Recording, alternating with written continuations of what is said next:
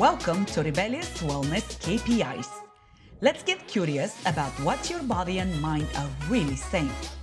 Time to dive in, have fun, and explore the possibilities. There is a powerful indicator that shows us how we are aging in terms of mobility, strength, balance, and coordination. And that simple test is our Rebellious Wellness KPI today, getting down to the floor and standing up without using your hands. Now, I do want to note that I have a knee injury, and because of that, I have had to work to restore my ability to get down to the floor and up. So you will see there is a little bit of momentum still left into my movement, which is okay because we're not striving for perfection.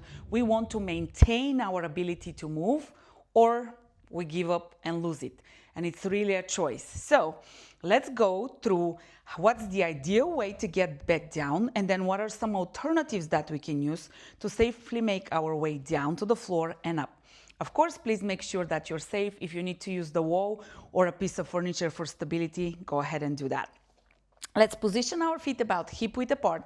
Core is engaged, and what we want to do is we want to get down to the floor with control instead of throwing ourselves onto the knees, and then with control, come back up. Not so bad. Did you see how my foot grabbed onto my toes? That's a compensation. So it is because my pelvis is not being able to be stable enough, my body went into compensation.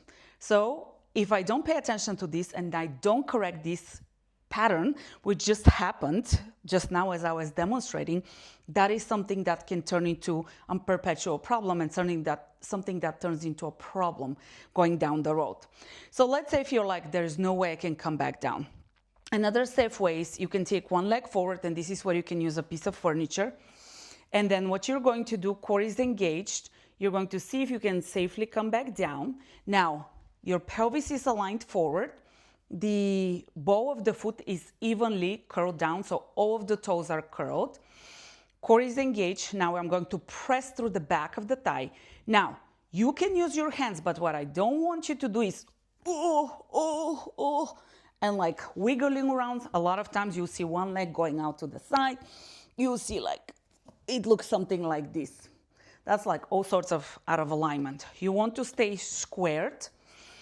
You also don't want to push onto the knee as you come up, because this will load your knee joint. So you want to use instead those mighty muscles.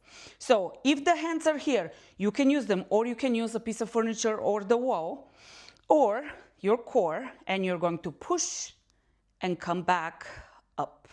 And I have to really work for that so that I can be stable. But you know what?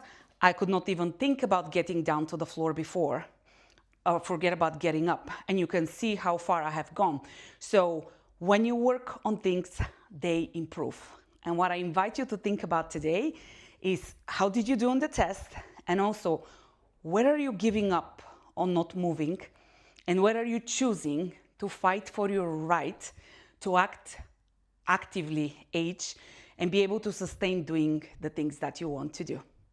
Stay mobile, stay strong, stay rebellious. See you next time.